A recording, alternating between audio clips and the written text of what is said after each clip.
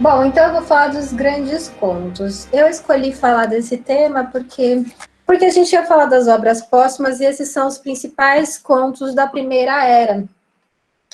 E para falar das obras póstumas do Silmarillion, a Primeira Era ela ganha um destaque especial, porque a gente sabe que o Hobbit e o Senhor dos Anéis está na Terceira Era. E a Segunda Era ela foi desenvolvida ao longo, principalmente, não só, porque vocês sabem que com Tolkien nada é muito fixozinho, né? Mas, assim, meio que concomitante à escrita do Senhor dos Anéis, né? Então, a Primeira Era, não, ela meio que foi interrompida. Eu vou falar isso meio que várias vezes, mas não se avexem, é bom que a gente vai fixando os conceitos, né? Mas meio que a Primeira Era ela foi meio que interrompida com a escrita do Senhor dos Anéis. Claro que ela está presente no Senhor dos Anéis, ela é citada sempre, mas o desenvolvimento que o Tolkien ficou lá escrevendo foi praticamente interrompido. Depois ele retomou. Então, não sei se ficou estourada a imagem, espero que não, mas para mim está meio estourada na televisão. Mas esses são os três grandes contos, né? Os Filhos de Húrin, Beren e Lúthien e a Queda de Gondolin. E eles são tão importantes que ganharam versões únicas, né? Eu não trouxe aqui, porque também na minha aula, não sei se vocês fizeram, mas quem fez a minha aula sobre contos de fadas que teve na USP no ano passado, um curso eu trago, e às vezes quando eu falo também sobre mutopoética eu trago, mas também porque estava slide demais. Mas tem essa passagem que é razoavelmente bem conhecida, para quem estuda Tolkien é bem conhecida mesmo, que ele fala, né, que ele tinha um plano de fazer uma história, uma mitologia para a Inglaterra, né?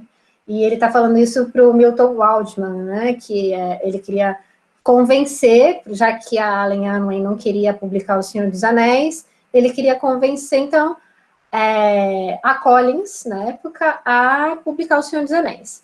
Então, é aquela carta 131 famosíssima, né? Daí ele vai explicar. Todo o legendário dele é imensa aquela carta, e ele vai falar que ele não ria, ele vai dizer, né? Eu tinha minha crista baixou faz tempo, então eu era meio envergonhado de revelar esse lado dele, né? Que ele tinha esse plano de fazer uma mitologia para a Inglaterra, porque ele sentia essa deficiência, né? O círculo arturiano era mais francês do que exatamente, ou tem esse campo celta, né? Tem as sagas nórdicas, mas não era exatamente ali inglês de fato, né? Para ele.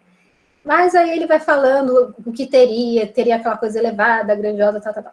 Ia ter coisas mais completas, outras fragmentárias de propósito e tal. E esses contos nasceram com esse intuito, né, dele, esse desejo de criar uma mitologia. Então, entender o que estava na cabecinha dele, como eles foram criados, é interessante para a gente. E por que a gente vai falar dos contos, né? Primeiro que eles foram as primeiras histórias escritas do Legendário, né? Tem em 1914 o conto Earendel, né, que eu não vou trazer aqui, que seria o primeiríssimo, vamos dizer assim. Mas de narrativas, de contos mesmo, esses são os primeiros, né? Então, em 1916 ou 17, alguns dizem 16, alguns dizem 17, o próprio Tolkien, dependendo da década, diz um ou outro. No Carpenter ele considera 17, mas é isso. Final de 16, começo de 17 foi a Queda de Gondolin. 17 a gente coloca aqui Beren e Lúthien. E entre 18 e 19, Os Filhos de Húrin. São contos que têm independência, eles valem por si só, né? Se você ler cada história, elas se bastam, mas ao mesmo tempo elas estão unidas nesse grande conto das Silmarils, né? Do Quenta Silmarillion. Então, eles são importantes. A gente vai retomar todos esses conceitos, né? Características internas próprias, né? Então, e complementares. Então, um vai ser um romance de fadas heróico, que é o Beren e Lúthien, mas isso está presente também na Queda de Gondolin. O outro vai ser tragédia, que é Os Filhos de Húrin, mas está também cheio de de tragédia na Queda de Gondolin. A Queda de Gondolin tem um pouco de tudo, né? E narrativas épicas também, os três têm, né? Mas mais especificamente eu vou pôr como estrela aí a Queda de Gondolin. O desenvolvimento ao longo dos anos, antes e depois do Hobbit e do Senhor dos Anéis, né? E eu coloquei entre parênteses ecos dos contos antigos, porque dentro do Senhor dos Anéis a gente tem um pouquinho, né, desses elementos, não só nos apêndices, mas no meio da narrativa, às vezes é citado. Bom, eles têm edições póstumas e próprias, como eu mostrei lá, aquelas edições separadinhas, não trouxe aqui, mas não importa, né? Vocês sabem que tem. Então, a gente tem aqui a presença desses contos no Silmarillion, lançado em 77, em Contos Inacabados, em 1980. Nesses 12 volumes da História da Terra-média, de 83 a 96. E aí tem a versão solo deles, né? Os Filhos de Húrin, em 2007, Beren e Lúthien, 10 anos depois, em 2017, e já a Queda de Gondolin no ano seguinte, em 2018. Agora eu vou trazer, então, mais um pedacinho dessa carta famosíssima, 131, ao Milton Waldman, né? Que foi escrita em 1951, ou seja, bem na época em que o Tolkien, ele terminou O Senhor dos Anéis em 1949, e até 1954 ele ficou nessa fase de revisão, tal, que é aí quando ele foi lançado, né? E em 1951, ele estava justamente nessa pegada de retomar esses contos antigos, que foram meio que interrompidos no final da década de 30. E muitos deles ele começou do zero, assim, né? A principal das histórias do Silmarillion, e que recebe o tratamento mais pleno, é a história de Beren e Lúthien, a donzela élfica. Estou resumindo aqui, né? Como tal, a história é um romance de fadas heróico, belo e poderoso, na minha opinião, receptível por si só. Lembra que é independência, né? Ele vale por si só, mesmo com apenas um conhecimento geral muito vago do plano de fundo. Mas ela também é um elo fundamental do ciclo, né? Só reforçando aqui o que já foi dito.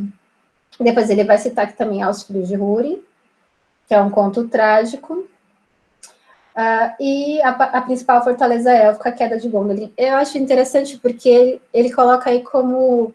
Tem vários títulos que ele vai pôr para a Queda de Gondolin, mas aí quando ele está contando para o Waldman, ele está falando a principal fortaleza élfica, quer dizer, a gente vai ver que o título que o Christopher escolheu para a Queda de Gondolin foi colocar como personagem principal a cidade, né? Porque tinha Tuor, se bem que no Silmarillion ele aparece o Tuor. E aí ele vai falar dos contos do Earendil, o Errante, né? Que é o filho lá do Tuor e da Idril. Mas não foi tão bem desenvolvido, então ficaram esses três mesmo, né? Tanto é que eu dei uma apagadinha para mostrar que realmente ele não ganhou esse destaque, não ficou um quarto conto principal. Né? Bom, eu teria várias formas de começar, né? Mas eu resolvi começar pelo conto que foi o primeiro escrito, podia ser na sequência, né? Que aparece no Silmarillion, por exemplo. Mas eu achei melhor contar dessa forma, existiria outros também. É um trabalho de edição meu também, né? Para vocês verem que é isso, né? A edição são escolhas. Né? Então, nas Quedas de Gondolin, a gente tem duas versões completas da história. Completas entre aspas, porque completa a gente não tem de fato, porque não chegou a ser publicado pelo próprio autor. Né? Mas então a gente tem aqui o Tuor e Exilados de Gondolin, que seria o seu primeiro título, que é isso, fica entre 16 e 17, né? A gente vai achar no Quenta Nodoringwa, ou o Quenta para os Íntimos, que é considerado aí o Silmarillion original, que foi aí acreditado em 1930. É basicamente uma referência base que a gente tem do Silmarillion. Na aula do Edu, vocês viram que não é que estava prontinho, o Christopher só fez um Ctrl-C, Ctrl-V, né? Tem 1000 caixas e 1000 papéis aí para compor e para ter uma coerência interna, mas ele seria aí a parte mais sintética desses contos. Depois a gente também tem uma versão anterior que é chamada de O Silmarillion Original, O Esboço da Mitologia, de 26. Aí o Christopher foi lá e pegou, né? Então, em 84, a gente tem com o título The Fall of Gondolin, né? A Queda de Gondolin. No Livro dos Contos Perdidos, parte 2, né, da série do History. O Quenta Noldorin vai aparecer no The Shaping of Middle-earth, que acho que vai ficar a Formação da Terra-média, né? O título. Então, aparece tanto o Silmarillion original quanto o antigo, então tem lá também essa versão dos Filhos de Rúri. E já no Silmarillion vai ser baseado no Quenta, né? Mas não é só isso, claro, óbvio, eu só estou simplificando para ser mais didático, tá, gente? Contos Inacabados já é uma versão póstuma, né? Então entra nessa questão das versões completas, que era para chamar de Tuor e da Queda de Gondolin, mas o Tolkien parou quando o Tuor e o Voron passaram pelas 7 portas para chegar em Gondolin. Então, muito sabiamente, o Christopher mudou o título para de Tuor, isso é chegada a Gondolin, né? E tem também um pouquinho na Guerra das Joias, também da série do History of Middle-earth, né, que aparece aí a construção de Gondolin, né, do Turgon, que é o rei de Gondolin. E a Queda de Gondolin vai ter uma versão aí, com as suas diversas versões em 2018, uma edição própria. Bom, um contexto histórico biográfico, né, então vamos sentir o que estava na mente daquele jovem de 25, 26 anos, eu vou chamar de jovem, porque, né, é jovem. Um jovem adulto de 25 e 26 anos, né? Primeiro conto escrito do Legendário, e foi aí que ele deu início aos Contos Perdidos, que foi essa gênese aí do Silmarillion. E eu acho muito irônico, né? Porque ficou um ciclo tão perfeito, né? Que o início ao fim, né? Se a gente for unir aí o pai e o filho, foi um jovem de seus 25 para 26 anos, que escreveu esse conto e é considerado a versão mais completa da Queda de Gondolin. E o último a ser editado na sua forma solo, avulsa, né, pelo um senhor de 93, 94 anos, que é o filho dele, né. Essa dúvida quanto à data, então ele vai dizer numa carta na década de 60, que era 1917, eu grifei essa parte que ele fala, tirado da minha cabeça, porque a composição literária do Tolkien, ela varia muito, né. No caso da Queda de Gondolin, ele diz que foi tirado da sua cabeça. Ele quase que despejou a Queda de Gondolin pronta, né, com muitas aspas. Mais ou menos como aconteceu, diferente, claro, mas se a gente puder fazer algum paralelo com Live by Nigel, que também é um conto que ficou meio que já prontinho na cabeça dele. Muito diferente no Senhor dos Anéis, que em alguns casos ele vai descobrindo, né? Surgiu o Trotter, que era um hobbit, e que depois ele se transforma num Passo Largo, que é um Dúnadan, né? Uma coisa diferente. O próprio Faramir, ele vai descobrindo algumas coisas, né? Nesse caso, as coisas estavam meio que...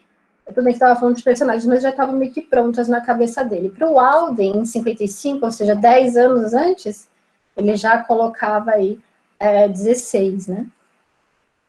Para o Houghton Mifflin, que era o dono da Houghton Mifflin, e que hoje é a editora que tem aí os direitos de Tolkien nos Estados Unidos, também fala de 16, né? E aí ele está falando, né? A Queda de Gondolin e o Nascimento de Arendil foi escrita no hospital e de licença depois de sobreviver à Batalha do Somme em 16. Então, essa questão da Batalha do Somme. Enfim, ele estava... O Carpenter coloca, né, que ele estava em convalescença da guerra, né? A gente sabe que ele teve aquele problema de epilepsia, já falo sobre isso. E, então, varia aqui entre novembro de 16 a fevereiro de 17. E aí, numa carta em 44, ou seja, mais para trás, né, que ele vai escrever para o Christopher, e o Christopher estava num contexto da Segunda Guerra, então ele está bem emotivo nessa carta, ele vai dizer assim, comecei a escrever a história dos gnomos pela primeira vez, lembrando que gnomos quer dizer os Noldor, né, vem lá do grego, que é sabedoria, então não é gnomos, elfos domésticos, né, uma outra coisa. Pela primeira vez em barracas do exército, cheias, tomadas pelo barulho de gramofones. Muito interessante, né, porque até ele conta isso como se tivesse sido até antes mesmo dele estar de convalescença. E aí está você, na mesma prisão, que você também escape fortalecido. Cuide-se em alma e corpo, em todas as maneiras apropriadas e possíveis, pelo amor que você tem pelo seu próprio pai. Eu fico super emotiva quando eu leio isso. Ah, gente, eu esqueci de avisar, eu gosto dessas breguices de PowerPoint, então vão já assimilando. Eu peguei essa montagem, assim, por um desejo de querer a gente tentar entender o que estava no caldeirão, não só no caldeirão de histórias do Tolkien, mas no laboratório, né? Os atores não usam esse termo, laboratório, no laboratório em que ele viveu para despejar, para não dizer uma palavra mais nojenta, né? Para despejar a queda de Gondolin tão rápido, sendo que a característica dele é ser tão mais lento, vamos dizer assim, mais procrastinador, ou mais, melhor dizendo, mais perfeccionista, né? Então, aqui tem uma representação, né? Foi uma batalha muito sanguinária, então, apesar de ser um tema pesado, é uma parte um pouquinho mais leve, porque traz algumas curiosidades. O primeiro dia da Batalha do Somme, a maioria dessas curiosidades eu peguei do site daquele canal History, mas eu misturei um pouquinho, tá? O primeiro dia da Batalha do Somme foi o mais sanguinário, né, do exército britânico. Teve 1 milhão de baixas, sendo 300 mil mortos, entre os ingleses, franceses e alemães. Teve o primeiro tanque de guerra nessa batalha. O filho do primeiro-ministro morreu na batalha, ou seja, não poupa ninguém. O Hitler, infelizmente, só foi ferido na batalha. O Gilson, que era um amigo dele, super íntimo da TCBS, o Tolkien, ele tinha muitos grupinhos, né? Ele adorava um grupinho, mas os principais são os Inklings e a TCBS, né? Que veio desde a época da escola, da King Edwards. Enfim, morreu no primeiro dia. Imagina você ter um dos seus melhores amigos morto no primeiro dia, numa batalha horrível, né?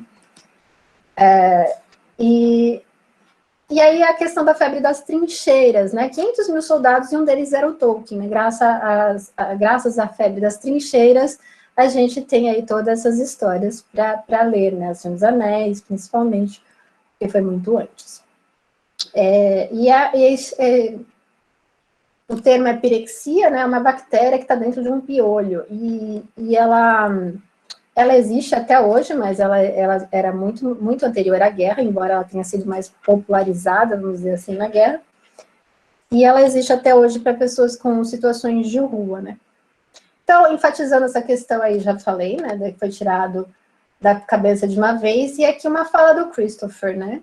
É um fato notável que o único relato completo que meu pai jamais escreveu da história da vida de Túrin em Gondolin, de sua união com Idril, que ele Brindal, do nascimento de Eärendil, da traição de Maeglin, do saque da cidade e da fuga dos fugitivos, uma história que era um elemento central em sua imaginação da primeira era, foi a narrativa composta na juventude dele, ou seja, chama muito a atenção, não é muito do feitio do Tolkien, mas a gente vê aí que ele estava num momento de muita atenção, de muito estímulo, né?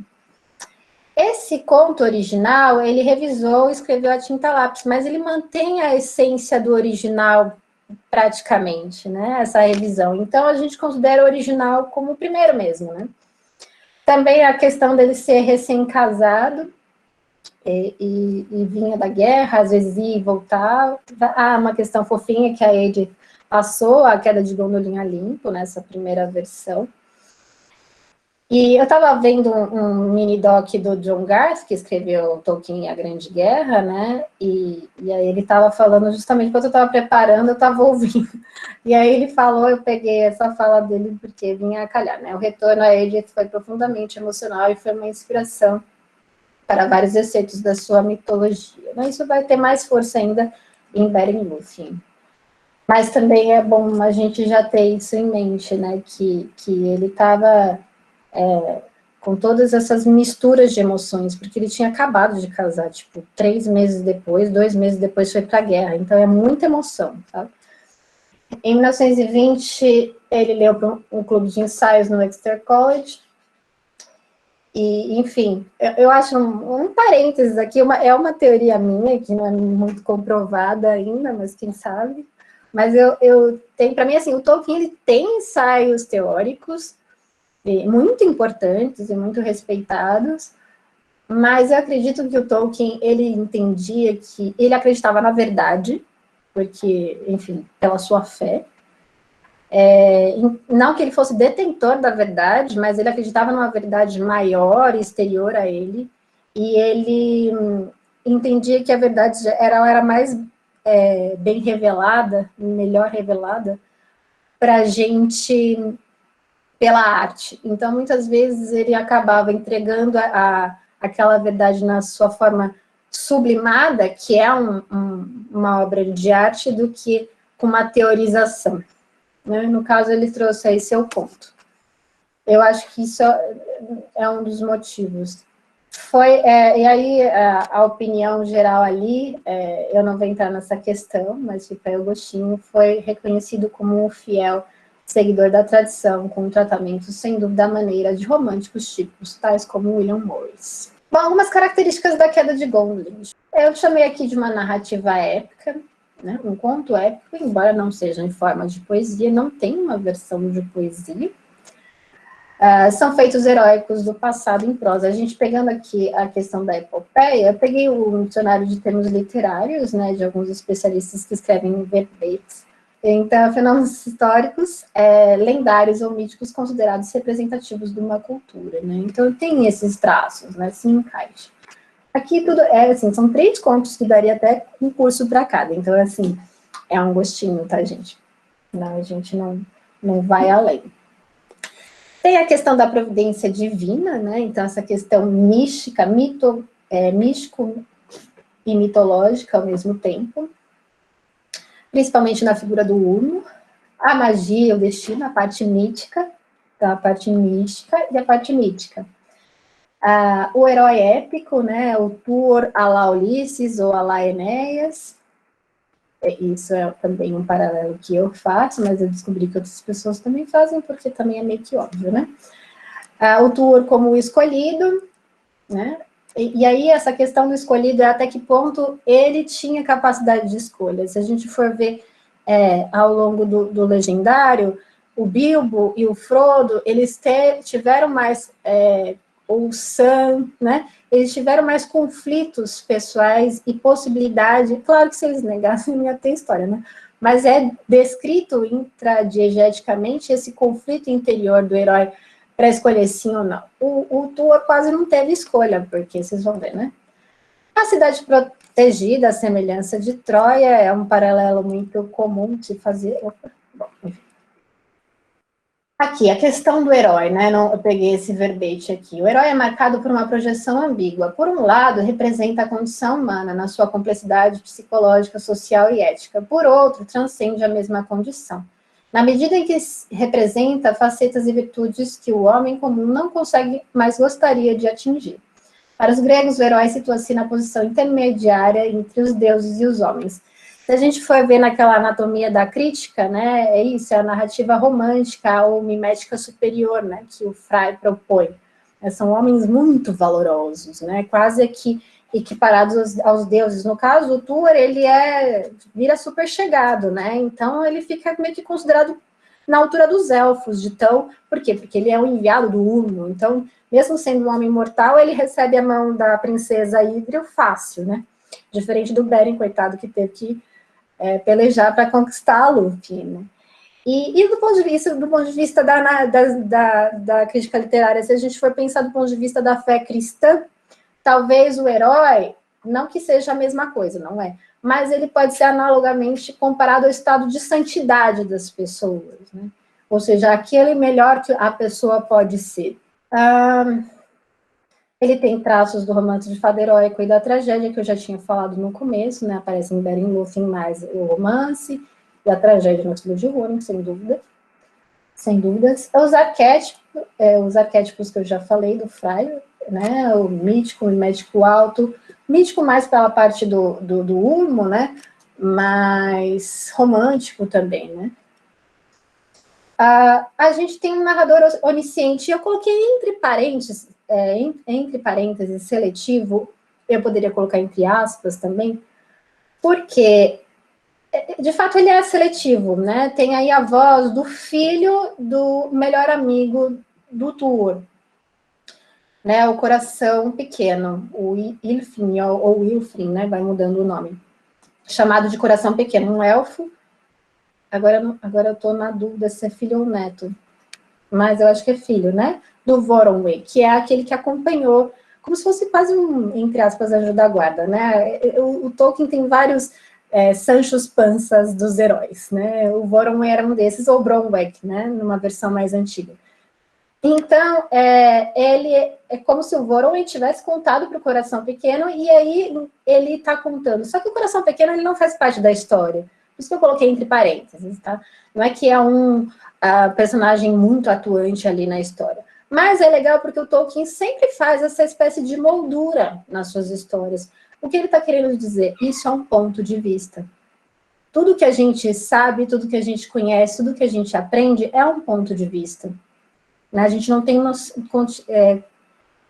condições de entender tudo sobre todos os pontos de vista. A gente tem que entender que o que a gente está recebendo, por mais bem contado e até por confiável, ainda assim é um ponto de vista. E a presença da linguagem mais arcaica no conto original. Aí eu separei alguns excertos de cada conto para a gente sentir um pouquinho. Aqui o conto original, tá? Que é mais legal para mim. Então, escolhi o conto original. Regozijai-vos, tradução do Reinaldo, tá? Não peguei em inglês, mas eu considero uma boa tradução. Regozijai-vos por tê-la encontrado, pois eis diante de vós a cidade de 7 nomes, onde todos os que guerreiam contra Melkor podem achar esperança.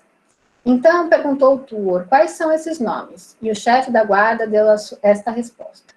Isso é o que se diz e o que se canta. Então, legal, né? Esse negócio de ser cantado, como as mitologias passadas, né? A Odisseia foi cantada. E eu achei muito legal, e eu grifei, né? Porque, olha só como é personificada a cidade, olha como ela é um personagem muito forte nessa história, a ponto de ganhar o nome no título, né? Gondobar sou chamada, e Gondolflimbar, cidade da pedra e cidade dos habitantes da pedra, Gondolin, a pedra da canção. E Guarestrim é meu nome, a torre de guarda, Garthurion, o lugar secreto, pois sou oculta dos olhos de Melkor, né? A versão anterior de Melkor. A versão do nome, é a mesma pessoa, né? Mas aqueles que me amam mais grandemente chamam-me de Loth, pois como uma flor eu sou, e mesmo Lothengriel, a flor que se abre na planície. Contudo, disse ele, na nossa fala de todo dia, dizemos que a chamamos mormente de Gollum. Eu acho legal pegar isso, porque é uma personificação da cidade, quase, né? Ela fala pra gente quem ela é, uma pessoa, e ela é muito feminina, ela é oculta, ela é misteriosa, ela é Loth, como uma flor, né? Então, ela é desejável, de certa forma, né? Ela é bastante atraente. Prestem atenção, olha como ela é. Estão prestando atenção? Agora os efeitos especiais estão preparados? Tá bom, desculpa, gente. Bom, ela cai, né? Tão linda, maravilhosa, mas ela cai. E ela cai por uma traição. Lá nos Filhos de Húrin, a gente vai entender o quão FDP foi o Maegwyn. Porque o Húrin sofreu tudo por não revelar onde estava a cidade. E o Maegwyn, por muito pouco não, né? Ele foi pego lá pelos orcs e todos os servos de Mordor, mas ele dedurou. Ele tinha inveja do Tuor, porque ele era casado com o Idril, e o Maegwyn, primo da Idril, que a desejava, né? Queria ter casado com ela, também queria ser... prometeram para ele que seria rei de Gondolin, no lugar de Turgon e tudo mais, né? Então, aqui colocando mais um trechinho. Assim foi que Tuor, filho de Peleg, nessa versão, recuou diante do adversário, lutando conforme cedia terreno, levou daquela batalha Echelion da Fonte, mas os Dracos e inimigos dominaram metade da cidade e todo o norte dela. Dali, bandos de atacantes saíram pelas ruas, e muitos saquearam ou assassinaram no escuro homens e mulheres e crianças. E muitos, se a ocasião permitia, amarraram e lançaram nas câmaras de ferro e meio aos dragões, a fim que pudessem mais tarde levá-los para serem servos de Mel. Eu trouxe esse trecho só para a gente sentir o tom mesmo, né, da narrativa e da época. E aqui eu trago um trechinho do Alexander Bruce que compara Gondolin com Troia, né? Não necessariamente a gente precisa concordar com ele, mas é interessante essa visão, tá? Não necessariamente a gente precisa concordar, que eu estou apresentando possibilidades, tá? A história dada por Tolkien nos recorda um outro conto. Nós temos uma cidade considerada inexpurgável, um inimigo que entra por causa da traição e da astúcia, ou seja, pela traição do Maegrin, que é sobrinho do Turgon do rei, né? Defensores que são pegos desprevenidos e uma cidade incendiada. Nós temos um herói que conduz a resistência, o Tuor, mas, diante da morte de seu rei, é forçado a se retirar, escapando com seu filho, os últimos sobreviventes, por um caminho escondido em exílio prolongado. Lembrando que a Idril, ela tinha... Eu falo isso porque né, tem gente que manja muito, tem gente que não manja tanto, então a gente tenta orquestrar aqui, né? A Idril deu a ideia de ter uma passagem, uma via secreta, porque, afinal, o Tuor chegou lá, a mano de Ulmo, para dizer que eles deviam abandonar a cidade, ela ia ser destruída, né? Mas o Turgon, o rei, não quis largar o osso, apesar de aceitar muito bem o Tuor, né? Então, tem esse caminho escondido aí. As similaridades com a história da queda de Troia, contada no livro 2 da Eneida de Virgílio, não pode ser negada. Tolkien, aí que vem a parte mais comum. Certamente, a gente pode falar certamente, senão Tolkien mata a gente, né? Pegou emprestado do épico romano do primeiro século ao contarmos a história da queda de Gondolin. Que existe esse diálogo, sem dúvidas, né? Mas não necessariamente ele foi lá e pegou, deixa eu fazer uma versão aqui da Eneida, não acredito nisso, mas que tem sim diálogo, sem dúvidas. Então, o sinal da providência divina, né? Aí eu peguei essa discussão, até que ponto o Tuor teve escolha, né? Então, tem vários trechos, eu só peguei esse, porque tá ficando demais.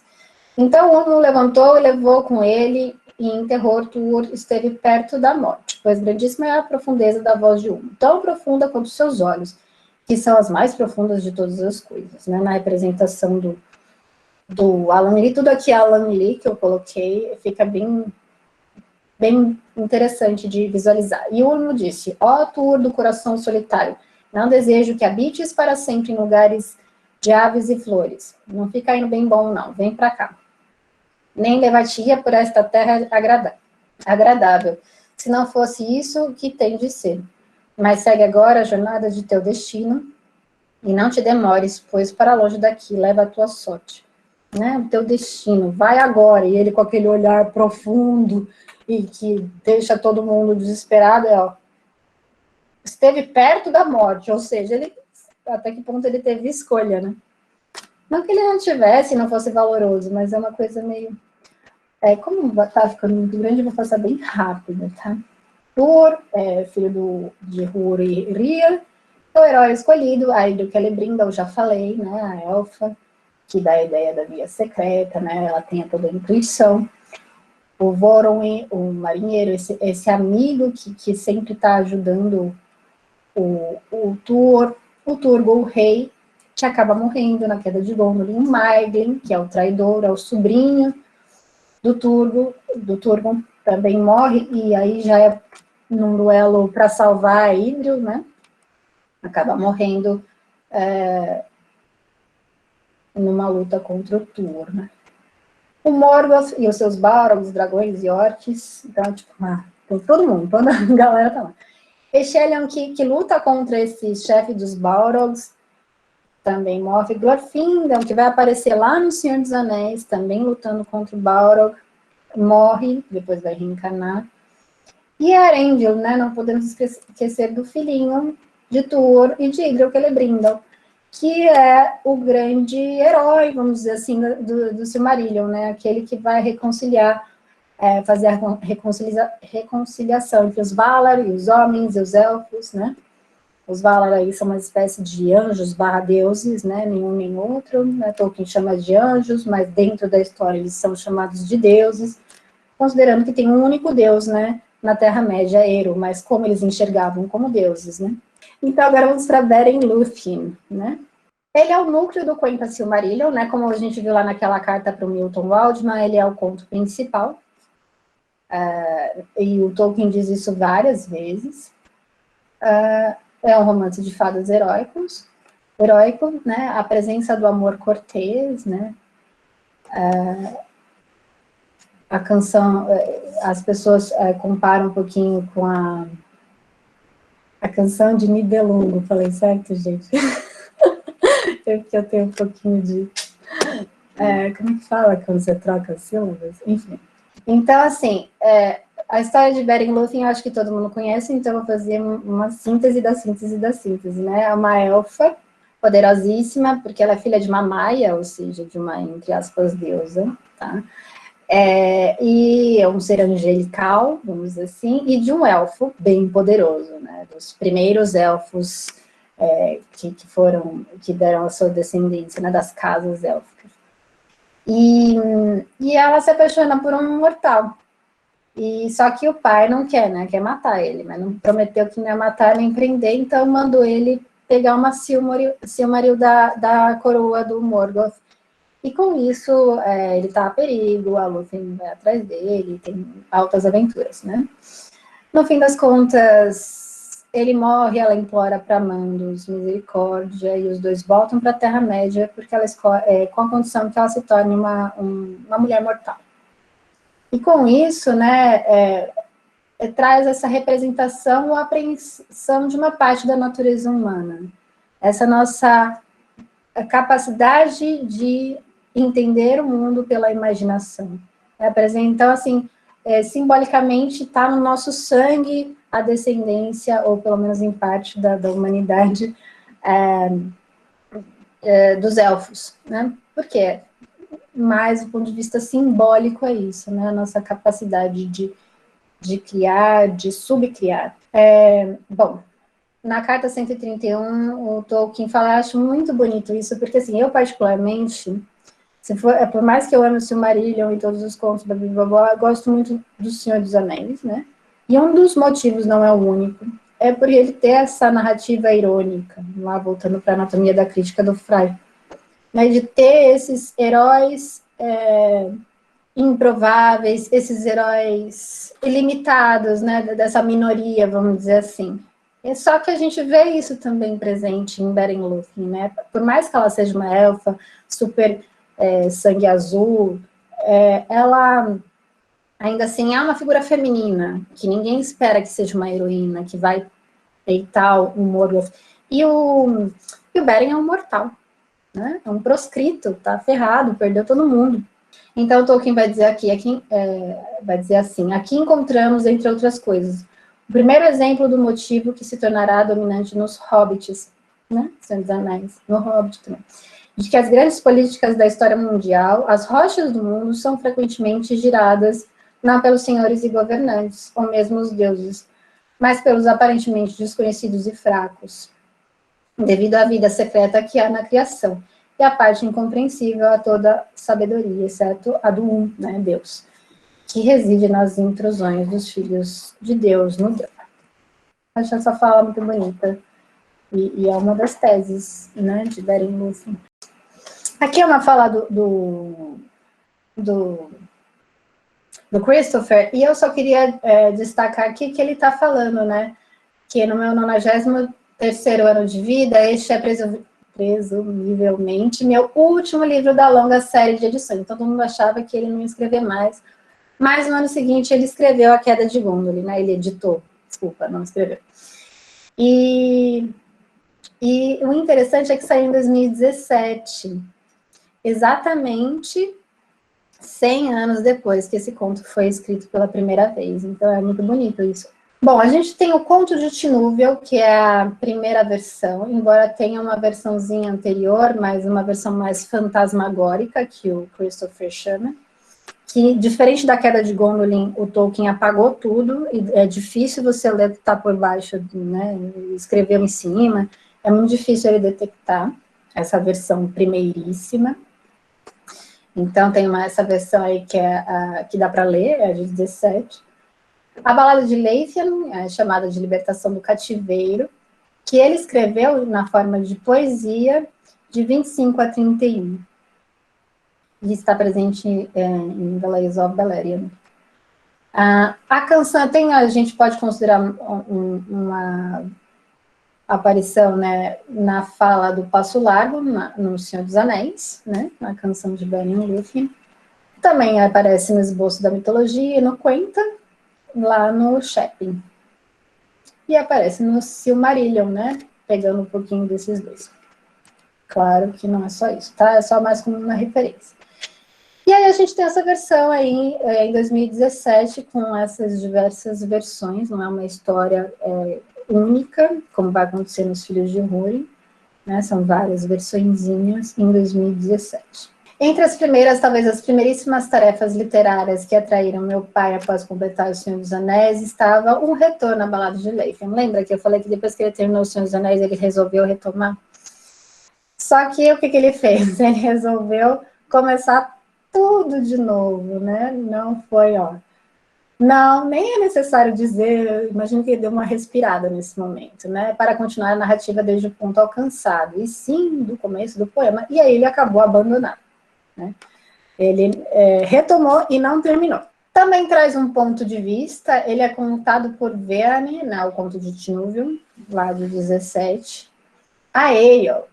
Enfim, quem é o Ariel, né? Ele é um anglo-saxão, vamos dizer assim, século V, que teria viajado e encontrado Tol Eressëa, né? Anos depois que esse portal teria sido fechado, e aí encontrou os elfos na Ilha Solitária e eles contaram essas histórias do passado pra gente.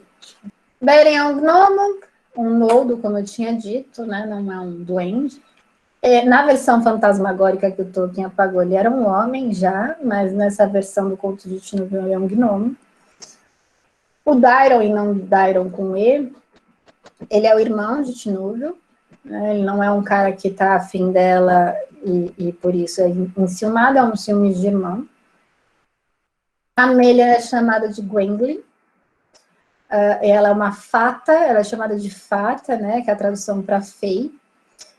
E é um termo que eles usam, ele usou também para o gato, eu esqueci, perdão, obrigada.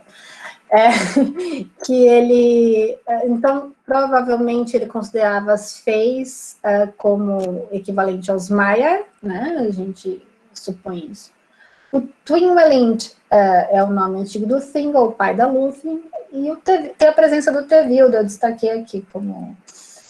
E o Tevildo é um gato ruim, é o rei dos gatos, e o Beren fica preso nessa morada dele, né? Então ele é como se fosse um protosauron, né? Porque depois ele foi substituído por Thu e depois por Sauron, né? No fim, na versão do Silmarillion, ele está esperando na Torre de Sauron, ele está preso lá e a Lúthien vai salvá-lo lá, né? Vai ter uma guerra entre Sauron e os lobos e Huan, e não mais Tevildo, né? O Huan é o cachorro, então você vê que o Tolkien é um dog person, né? Prefere os cães, pelo menos pela escrita dele, não sabemos de fato. E aqui eu achei interessante essa fala do Christopher, né? Com nítida observação de detalhes, ele é contado com um estilo extremamente individual, com alguns arcaísmos de palavras e construções bem diferentes nos estilos posteriores de meu pai. Intenso, poético, às vezes profundamente élfico, misterioso. Há também uma corrente subjacente de humor sarcástico na expressão aqui e ali. Aí ele vai falar assim... no terrível confronto com o lobo, Cárcaras, a Tinúvil, porque nessa época ela só chama Tinúvil, por que tanta rispidez, Cárcaras? Então tem um certo sarcasmo ali. Esse aqui é o Tevildo, né? A representação todas são do Alan Lee. E achei interessante, né? Ele é um servo de Melkor, na versão antiga, Melkor para nós hoje, né? Que foi substituído pelo Necromante, e que é o Sauron, né? Ele também captura Beren, é derrotado por Tinúvil e Húrin. E uma curiosidade, né? O Tevildo era um gato enorme, mais poderoso de todos, e possuído por um espírito maligno, como dizem alguns, e estava constantemente seguindo Melkor. E esse gato tinha todos os gatos sujeitos a ele. E ele e seus subordinados eram os caçadores e provedores de carne para a mesa de Melkor. e seus frequentes banquetes. Por esse motivo, ainda existe ódio entre os elfos e os gatos, mesmo agora, quando Melkor não reina mais, e seus animais tornaram-se de pouca importância. As pessoas que amam gatinhos podem ficar extremamente ofendidas. Eu gosto de gatinhos também.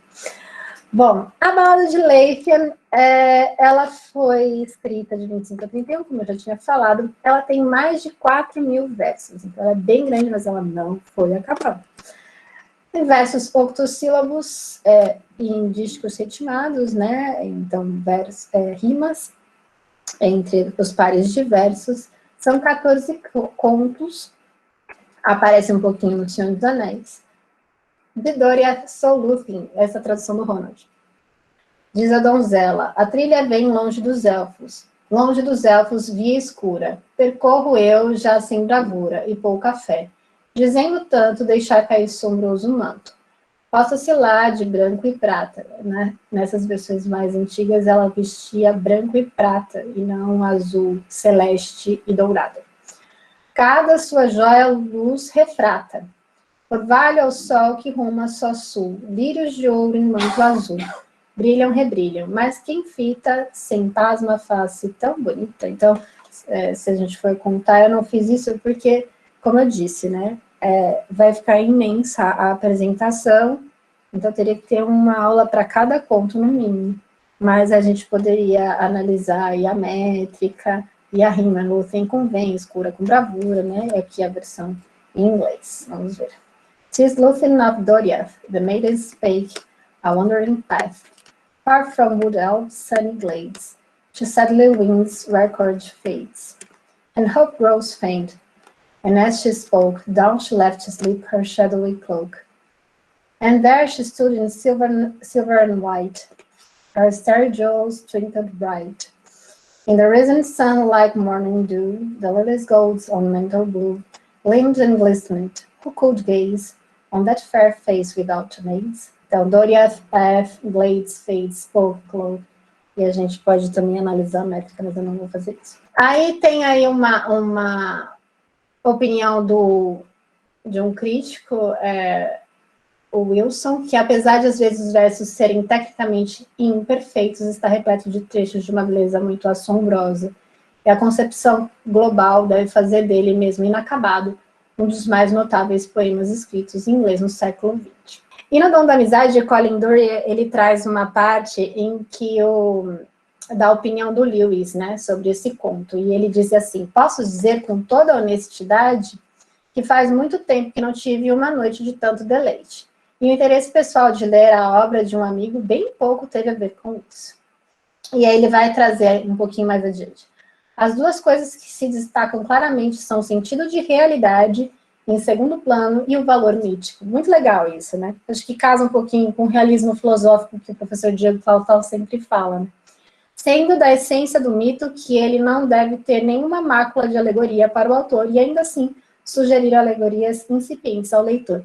Eu acho muito legal essa fala, porque a gente sempre diz que o Tolkien e o Lewis só brigavam nessa questão de alegoria, mas eles, na verdade, claro, eles se opunham, principalmente por causa das crônicas de Arna serem bem mais alegóricas que o Senhor dos Anéis, mas ele tinha uma compreensão bem complexa, tal quanto o Tolkien, né?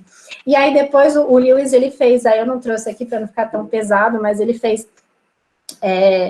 14 páginas de crítica literária da Balada de Leithian, e com pseudônimos de críticos de várias correntes filosóficas, o que diria sei lá, um medievalista, um filólogo, né? Então ele foi trazendo, assim, acho que muito fofo, né? E morrendo de medo do Tolkien ir lá e jogar tudo fora, porque era essa a tendência do Tolkien, né? De jogar tudo fora e começar tudo de novo, e para o Lewis não era para tanto, né? Bom, vai aparecer no Senhor dos Anéis, né? Em parte do canto 3 da Balada de Leithian, e as rimas A, B, A, C, então, e B, A, B, C, isso é muito legal, no tetrâmetro iâmbico, que é fraca, forte, né, em quatro pares, não, 2 pares de 4. E é contada pelo Passo Largo. Aparece ele falando, olha, vou contar a história de Tinúvel, começou o Passo Largo, pois é uma história longa, cujo fim não se conhece, E agora não há mais ninguém, exceto Elrond, que a recorde com a mesma certeza, tal como foi contado outrora. É uma bela história, apesar de triste, como são todas as histórias da Terra-média, e mesmo assim pode lhes dar ânimo. Acho muito legal de como ele mistura a tristeza com a alegria, com a esperança, né? E aqui tem as duas versões, né? Longas as folhas, verde a grama, flor do cicuta alta e bela, luz na clareira, sob a rama, na sombra estelar brilhando, Tínovel dança em volta dela, um som de flauta se derrama. A luz astral, cabelos vela, em suas vestes tremulando. The leaves were long, the grass was green, the hemlock umbels tall and fair, and in the glade a light was seen, of stars in shadow shimmering. Tínovel was dancing there, to music of a pipe unseen, and light of stars was in her hair, and in her raiment glimmering. Eu tô lendo porque depois a gente vai ter um poema dos Filhos de Húrin que tem uma pegada completamente diferente, só para vocês sentirem, tá?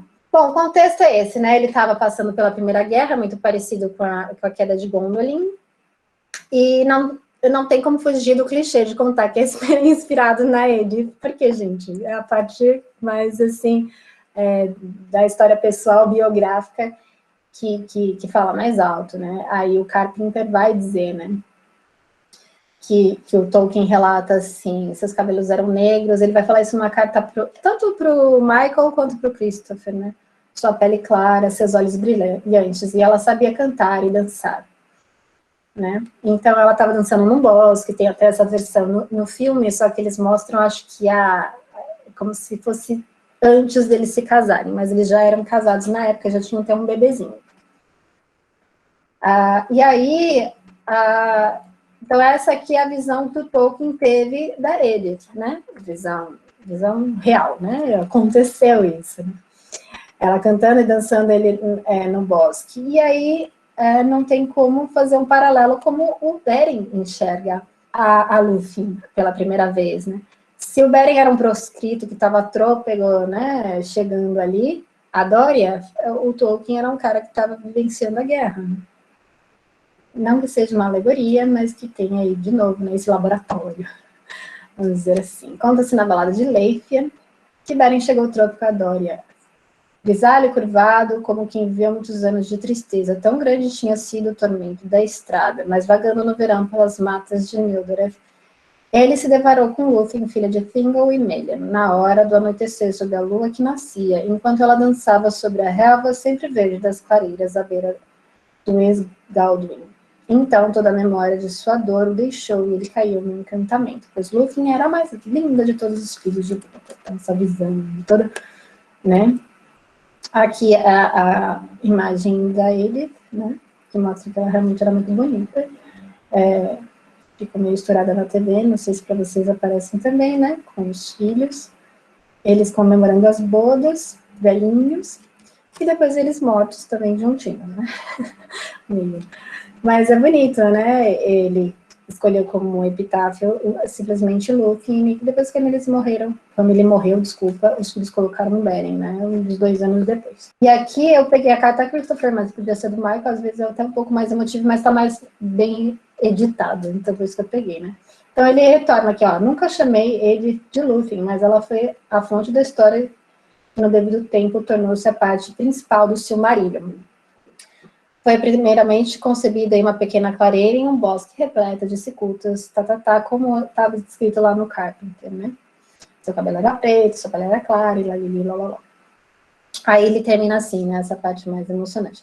Mas a história deu errado e fui deixado, e não posso implorar diante do inexorável Mandos, né? Como a gente viu lá no começo, quando o Beren morre, a Lúthien, ela chora diante de Mandos, que é esse Vala dos destinos, né, da morte e tudo mais. Ela consegue ter essa clemência que ninguém conseguiu, né, não houve precedentes. Mas ele, no caso do Tolkien, foi o contrário, né, a Edith foi embora antes e ele não podia implorar. Agora os Filhos de Húrin para finalizar. Então, a primeira versão um pouquinho depois desses 2 contos, né, e essa primeira versão, Turambar and the Foclock.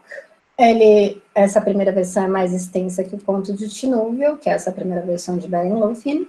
Depois ele aparece num poema que é um pouquinho antes da Balada de Leithian, né? Comecinho de 1920 até 24, 25. Então, parece que ele interrompe um para fazer o outro. E nenhum dos dois ele acabou.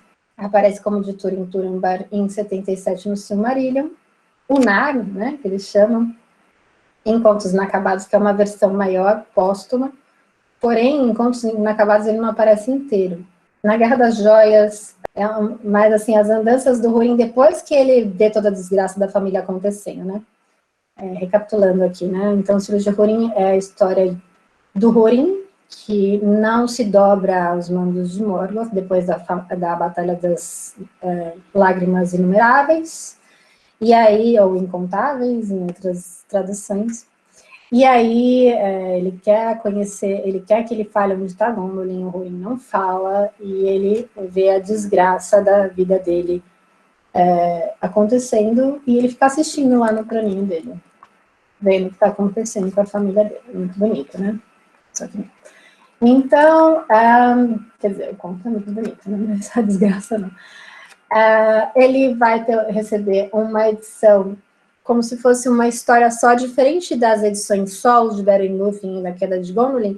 Ele vai ter como se fosse uma história só. Só que o Christopher fez todo um esforço ali para não ter nenhum escrito dele, com os escritos do Tolkien, e compor aí uma história na sua integridade, o mais completa possível, né? Tá, apesar disso, ele é considerado como trechos truncados e enredos desconexos, o Nar, né? E aí o Christopher foi fazendo essa costura. Para esse poema, ele empregou a métrica aliterante da língua inglesa antiga, né? Que é a forma da versificação do Beowulf. É diferente, então, portanto, da Balada de Leithian, né? Em que você tem rimas entre os versos. A gente está acostumado mais com esse tipo de poema. E aí tem que se encaixar bem aí no inglês moderno, né? Porque não é a forma também do inglês moderno. No entanto, foi concebido numa escala tão grandiosa que a narrativa não havia chegado nem além do ataque do dragão a Nargothrond. Ele é de longe o maior poema do Tolkien nessa técnica, né? Então, só para a gente sentir mais ou menos, na tradução do Ronald, foram ter uma terra toda cuidada, por folhas e flores e férteis campos. Cruzaram divisando, o Ronald explica até numa nota, né, que são geralmente duas palavras fortes, com o mesmo campo semântico, aliterando, e normalmente uma ou duas na segunda metade do verso. Então, folhas e flores, né, aliteram, padas e chapadas e pastos, campos incultos, e assim vai, né? Rocha e rio, alguns são mais evidentes. Helve e ramos. Foram ter numa terra toda cuidada, por folhas e flores e férteis campos, cruzaram divisando, vazias de gente, as chapadas, os pastos e os prados do Narog. Os campos incultos, cercados de árvores entre rocha e rio, há ferragens ao léu, emborcadas nos campos, e escadas largadas na relva, sob ramos dos ricos pomares. Obscuras em curvas as copas das árvores, ávidas os olharam, e ouve seus passos, o capim que palpita, com vapor meridiano, arfando nas folhas o fio luminoso. Então, só para a gente sentir como que é, né? They came to a country kindly tended, through flowery frith and fair acres. They fared and found of folk empty, the leas and lizels and the laws of Narog, the teeming tilth by trees enfolded, twixt its hills and river, the hoes unraked, in the fields were flung, and falling letters in the long grass lay, of the lush and orchards, every tree there turned, é quase um trava-língua, its tangled head, and eyed them secretly, o meu marido espirrou, and the ears listened of the nodding grasses, though noontide glowed, and land and leaf, their limbs were chilled. Então, a gente tem aqui cane, country, flowery, frith, fared, found, leaves and lizels, e assim vai, teeming tilth, né? Dá para ver a literação. Então, não é que aqui vai rimando, são as rimas aliterantes, a repetição de sons. Agora, os filhos de Húrin vai aparecer na sua forma mais completa, digamos assim, pela edição do Christopher, né? Diferente, como eu disse, das outras que tem várias versõezinhas, ele tenta fazer uma narrativa contínua do começo ao fim, sem introdução de nenhum elemento que não seja a concepção autêntica, vai dizer aqui o Christopher. Essa parte aí, para quem gosta de se aprofundar na parte da edição, né? Ele pegou aí tudo que ele tinha e compôs e foi construindo esse boneco em uma unidade, sem nenhuma introdução da criação do próprio Christopher. Não deixa de ser, eu concordo com a opinião do Edu, né? Não deixa de ser um exercício de autoria, porque editar faz parte de escrever, por mais que, tudo bem, a excelência de um autor é a criação de uma história, mas é também como ele dispõe essa história, né? Como que ele rearranja, em que ordem. Em 37, quando ele, né, lançou o Hobbit, ele quer lançar O Senhor dos Anéis e Silmarillion, né? E aí ele entrega para o Alan Unwin, que é o editor, um pouquinho depois do lançamento do Hobbit, em novembro, né? O Hobbit foi lançado em setembro. E aí ele continua mesmo sem os escritos de cabeça, até começar O Senhor dos Anéis, que é em dezembro, então tudo meio que rápido. E aí ele meio que abandona esses contos antigos e para produzir O Senhor dos Anéis.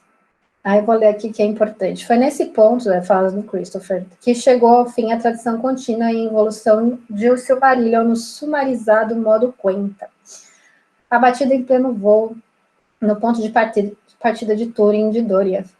A história posterior a esse ponto permaneceu nos anos seguintes na forma simples, comprimida e rudimentar do Quenta de 30. Como que congelada, enquanto as grandes estruturas da Segunda e Terceira Era surgiram com a composição do Senhor dos Anéis. Como eu tinha dito no começo da aula, né? Meio que a Primeira Era ficou aí em banho-maria na produção do Senhor dos Anéis, e foi retomada lá para 51. Continuando. No entanto, essa história posterior era de importância fundamental para as lendas antigas, pois os relatos concludentes, derivados do livro dos Contos Perdidos original, contavam a história desastrosa de Húrin, pai de Túrin, depois que Morgoth o liberou, e da ruína dos reinos élficos de Nargothrond, Doriath e Gondor.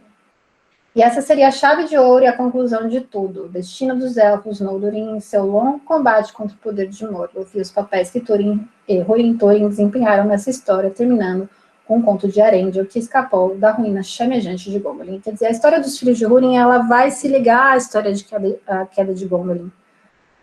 E aí a gente vai ter o desfecho com a Guerra da Ira, né? E a participação do Earendil como aquele que traz o perdão dos Valar aos povos da Terra-média, né? Mas depois vai dar problema na Segunda Era, mas pelo menos nessa parte temos um final feliz, né? Algumas referências aos Senhores de Húrin, né? Algumas histórias que geraram. Então, o próprio Tolkien entrega para a gente, né? Tem a história do Sigurd, da saga dos Volsungus, tem Édipo e tem o Kullervo. Então, a saga dos Volsungus, e tem uma versão mais infantil, que o Andrew Lang, naqueles livros coloridos de fadas, escreveu e diz que o Tolkien leu, né? Então ele já se apaixonou, então já tem um amor de infância nisso. Essa saga islandesa do século XIII.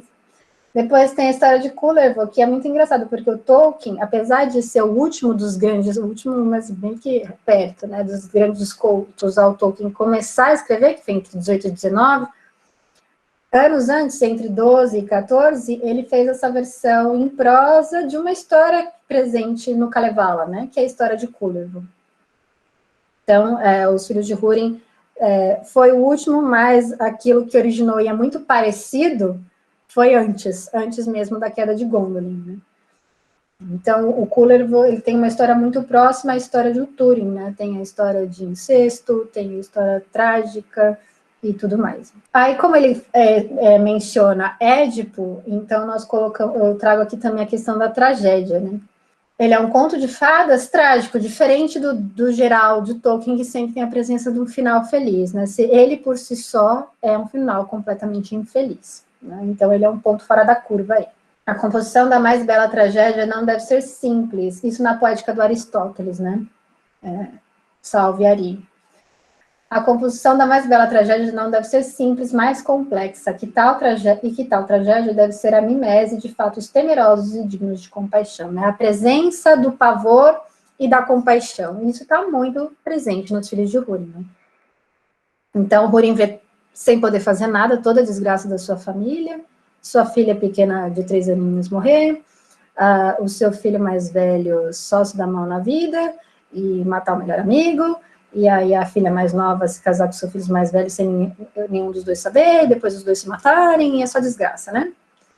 Então, e todo mundo fica com pavor e compaixão quando lê, né? O pathos, que é muito comumente traduzido como catástrofe, né, por nós, comoção emocional, né? Mas o que é a catástrofe, né? Evento ou eventos dolorosos e funestos. O Antônio Cândido pegou da poética, tá?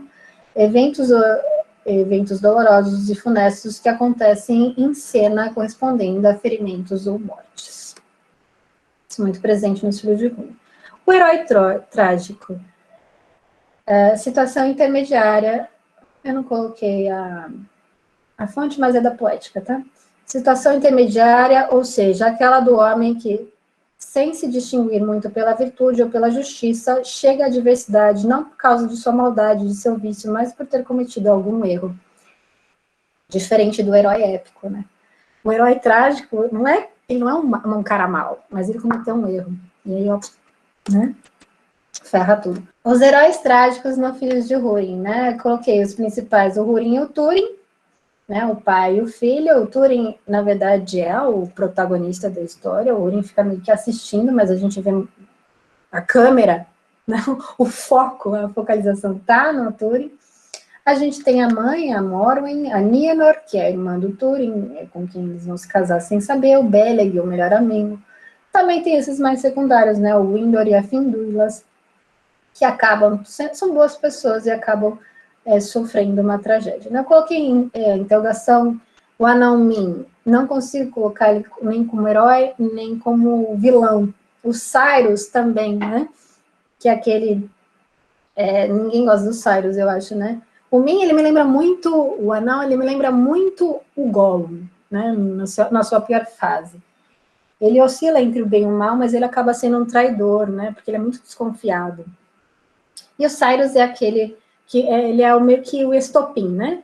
Então, ele vai xingar a família, o Túrin não gosta, vão brigar, acaba morrendo o Cyrus, mas não é por culpa do Túrin, mas o Túrin se sente culpado, e ele não acredita no perdão de Thingol, que é o pai adotivo dele, né? O pai da Lúthien acaba adotando o Túrin, e mesmo o Beleg explicando tudo, né? Falando, olha, não foi culpa do Túrin, aí o Thingol perdoa, né? Fala, trata com o filho carinhoso, mas não tem jeito. No fim, Húrin ficou sozinho, lançou fora o escudo e agarrou o machado de um capitão órquico, brandindo-o com as 2 mãos. Trazendo aqui, desculpa, né? Trazendo um textinho aqui dessa tragédia.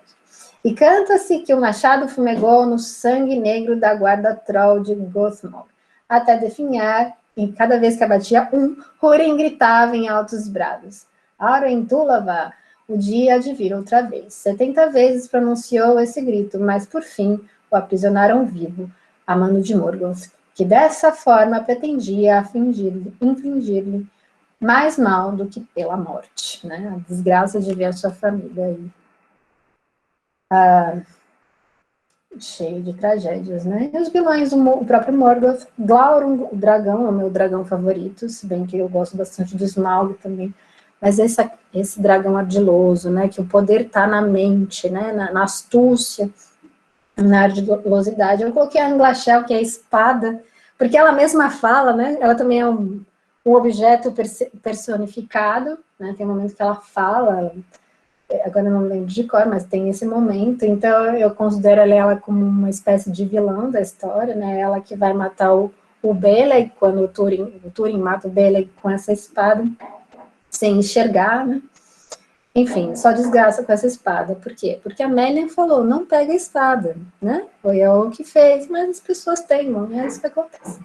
O Min e o Cyrus, de novo, na grande interrogação. Se vocês quiserem opinar depois, ao final da aula, se eles são heróis, se são vilões ou nenhum, nem outro. Depois dizem que Tolkien personagens planos, maniqueísta e tudo mais. Só mais um trechinho e a gente já está chegando ao fim. Olha que beleza. Pois diante do grito de Niniel é o nome que o Thorin chama a sua irmã Nienor, porque não sabia, né, que ela era a irmã dele, ele nunca a tinha conhecido. E a Nienor, por ação do Glaurung, foi hipnotizada e se esqueceu de tudo, então não reconheceu no Tuor seu irmão. Então, Glaurung se agitou pela última vez, né, diante da morte. E um tremor lhe perspassou todo o corpo, abriu em fenda os olhos malignos, e o luar reluziu neles quando falou ofegante. Salve, Nienor, filha de Húrin, encontramo-nos outra vez antes do fim. Dou-te a alegria de, afinal, encontrares teu irmão. E agora hás de conhecê-lo, aquele que esfaqueia no escuro, traiçoeiro com os inimigos, desleal com os amigos, e maldição de sua família. Túrin, filho de Húrin, mas o pior de todos os seus atos hás de sentir em ti mesmo, né? Que aí ela descobre que ela é irmã dele e tudo mais. Aí um tcharanai, porque eu não poderia, né, como uma boa tolkienista, terminar com um fim tão trágico, né? Então a gente coloca aqui que, apesar de terminar tão tragicamente os filhos de Húrin, a gente tem a esperança e de um final feliz que vai acontecer lá no final, depois da queda de Gondolin com Earendil, e aí eu fecho com esse trechinho. Ora, quando pela primeira vez Vingloth foi colocado a navegar, esse barco do Earendil, os mares do céu, ele ergueu-se imprevisto, faiscando e brilhante, e o povo da Terra-média o contemplou de longe e admirou-se, e o tomaram por um sinal, e o chamaram de Gilestel, a estrela da alta esperança. E quando essa nova estrela foi vista ao anoitecer, Maedhros falou a Magla, seu irmão, e disse, certamente chama Silmaril, que ora brilha no oeste? E é isso. Tchau! Muito bem. Falem comigo, por favor. Cris. Que? Não deu pra ouvir nada. Você parou a gravação, Cris? Parei. Ah, não. Tem que parar, tá? Obrigada.